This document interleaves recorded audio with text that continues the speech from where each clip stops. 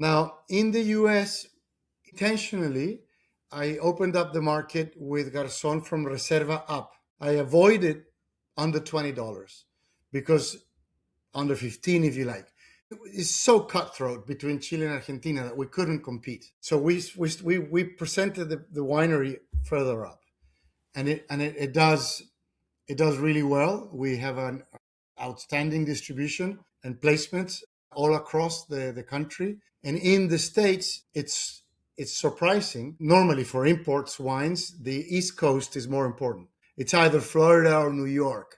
If you ask any of the Chilean, Italian, Argentinian, Spanish, French. For Garzón, the number one market is California. For me, the only explanation is because it's drinkable. The wines are easy to drink, and that's where it works best. So we're a little bit atypical with California, then Florida, then Texas, then New York, etc. But we have the wines in about 45 states. In the case of Brazil, the approach is a little bit different. We took the whole pyramid, including the estate range, like in Uruguay, the entry level, which is not cheap, but it's the entry level. And we tried to build the market from a aspirational position. Garzón is become an aspirational experience for the Brazilian market.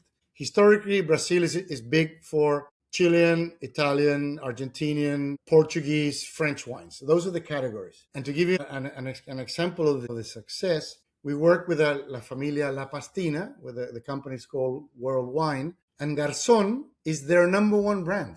They are the second biggest importer in Brazil, and their number one brand is Garzón. It's not from Chile or Argentina or France or Portugal or Italy. It's from Uruguay, which is crazy.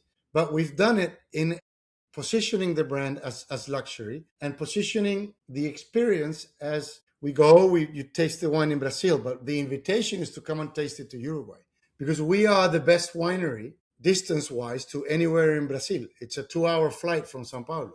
So you don't have to go to Bordeaux. You don't have to go to California. And as you know, we are in the top 5 best vineyards to visit in the world. And that reciprocity is incredible. And about half of our guests here in the winery that actually have a meal in the restaurant by Francis Malman, about half are from Brazil. So that link, that emotional link between a final consumer and a winery, it's growing a lot. Then you end up, they want to have their weddings here, or then they want us to go and do their events over there. So it's closer, but it's become a positioning that it's quite aspirational. And then the other 60 markets, it varies. The third export market has been Sweden or UK, Japan.